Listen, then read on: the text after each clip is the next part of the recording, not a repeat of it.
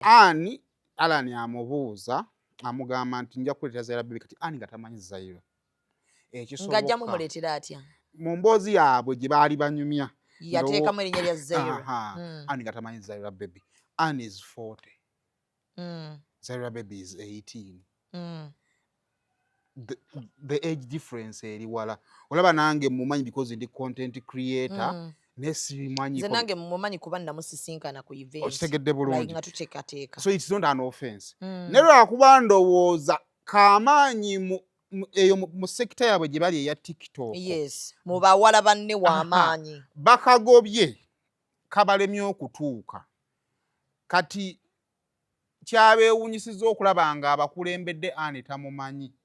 Kubanga nze mu ndowooza yange bye kalina bye baagala. Olutalo sinnalutegeera. Kati olutalo buli nagenza ku social media nga it is a talk. Ani yagambye takumanyi. Nga bakakasone omwana nti Ani yagambye takumanyi.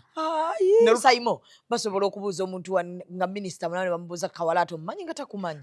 Is it a crime? Kinguddeko nnyo. Abantu tebakumanyi. Nejjo juzi taata yasanga mu restaurant. Taata w'omwana. Naga omwana wammanyi omwana n'agamba daddy oyo simumanyi. Taata n'atandika okutoba n'omwana wa amunnyonnyole. Ne ngamba fa naye oyo ze sina content we. Kitegeera. Kati abantu badde bakakasa Zaira Baby nti Ani kansi takumanyi. They want to put down Zaira.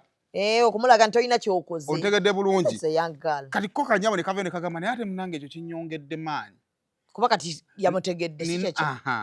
Ate era Ani yagenza onoonya mu bwongo bwe ng'akamanyi kubanga yakalabako nga kalina gundi ne muwala waani wa Bobi Wine.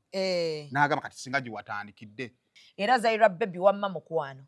Bakazi banno be bakuba because abakazi ndowooza Mungu yatutonda wallahi nga tuyinako fitina.